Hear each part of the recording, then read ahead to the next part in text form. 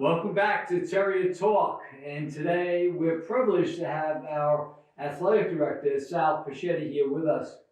Just so you know, Sal was a student at St. Francis Prep, and in his senior year at graduation, we awarded him with the Franciscan Spirit Award, which is the highest award we give out at graduation.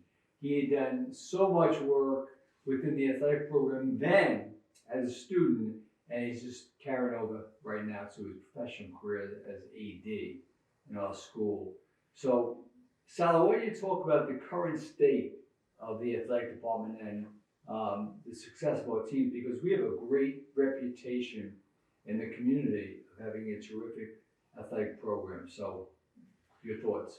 My thoughts are always, and I would say this to every one of our teams in whatever season that we're in, that every school, their biggest game of the day is playing against St. Francis Prep. So the competition is always fierce. Seasonally, in the fall, I consider it to be a pretty good success. Bowling team won their division. We won the Brooklyn Queens Championship for boys cross country. Freshman football had an undefeated season. JV football were finalists in the playoffs. And I can't say enough about soccer. We have 4 soccer teams, 2 boys and 2 girls. All 4 teams were finished in first place, and we won 3 city championships, Mayor's Cup, Franciscan Cup, and a Brooklyn Queens Championship. So I would say overall, soccer was clearly the highlight of the fall season. We're into the winter season right now, so things are still ongoing, but some highlights of what's going on so far. We were first place finishers in a few of the cheer competitions. And our boys swim team were novice champs. They have champs coming up this weekend, but they were novice champs in the preliminary. So that's an accomplishment for us to do. Spring, we look forward to a great spring up ahead. And information about all our teams will be up on the website. Follow the teams on their specific schedules and update information regarding what is going on with those sports on the St. Francis Prep website. As you know, I go to a lot of games. I like going to games. I like watching our kids play. And although, winning would be nice, I focus in on the coaches and players and their behavior on the court, in the pool, on the sidelines, when they're playing in a competitive type of gameplay. But I'm always interested in the way they represent us. And it always turns out pretty well. What do you credit that to? I think the message is clear. Student athletes at St. Francis Prep are held to a higher standard because they have to, obviously, they represent us when they wear their uniform. We're a Catholic high school league, so the expectation, as the principals want, is for us to represent everyone in a Catholic environment.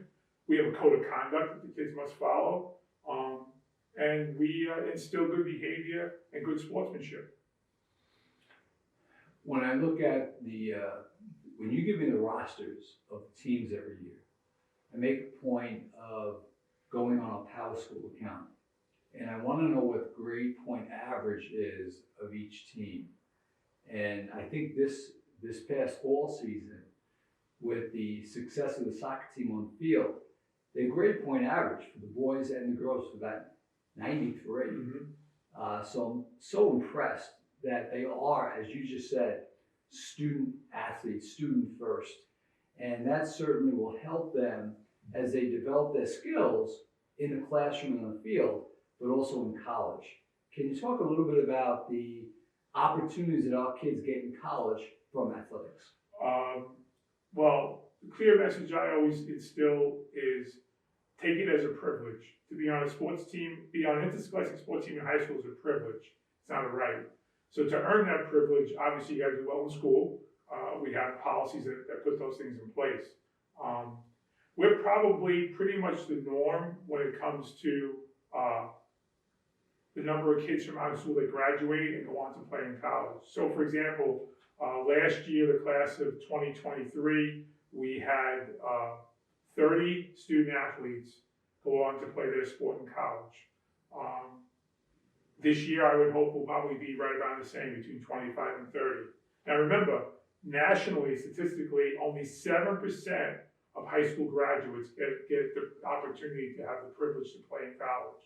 So mathematically, we're pretty close to being what the national average is in terms of the number of kids that leave us and go on to play in college at all levels.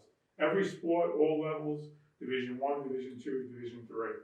But to instill the element of the privilege, both having earned it in high school and then go off to college, is truly a blessing.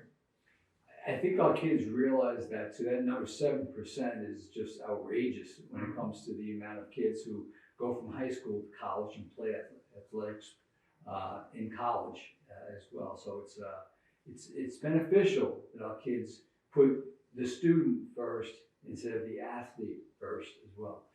But from an early age, we have students who want to come here to play sports. Mm-hmm. And over the past 20 years or so, we've opened up an avenue for that through our summer camps and academies. So maybe speak about that a little bit. Well, Pat, I don't want to burst your bubble. We've been doing it for almost 35 years now. 35 years. I was there too. You were there. We started in 1989. Yeah. We ran 1 week camp. It was basketball, co-ed, boys and girls together. Mm-hmm. And we grew to a yearly camp now of 4 to 5 weeks, a variety of sports, academies, the non-athletic components. And I think we service probably yearly about 700 to 800 elementary school kids, many of which are kids who are going to be incoming freshmen. Yeah. I'm thankful that we have the students and the coaches and the teachers to staff and offer a fun environment. I mean, our emphasis has always been the same. Create a learning environment, have some fun, and for those that are coming in as freshmen, give them a chance to kind of break in. And the one thing I think that's really important is the kids that enter high school here are so excited to be given the opportunity to give back to the kids afterwards, especially with the freshmen and sophomores. They always come to me right away and say, can I work the camp now that I've graduated into the high school setting? And I say, most of the time it's usually yes, based upon the needs of what we have. So the give back part for those kids, I think is rewarding. And, we've been doing this long enough where we have former campers whose children now attend our camp. So, there's the element of generationally, we're going through the whole process. Yeah, 35 years goes by quick. Oh, yeah.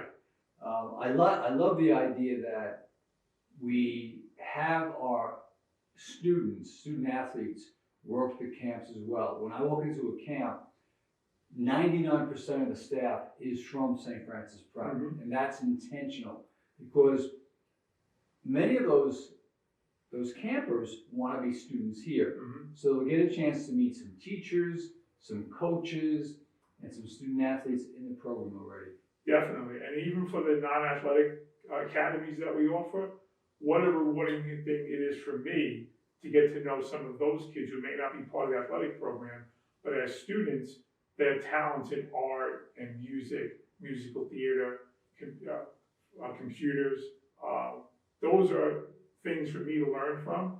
And we'll soon have all the camp stuff up on the website for registrations, and we'll email out to everyone. Everything is done online.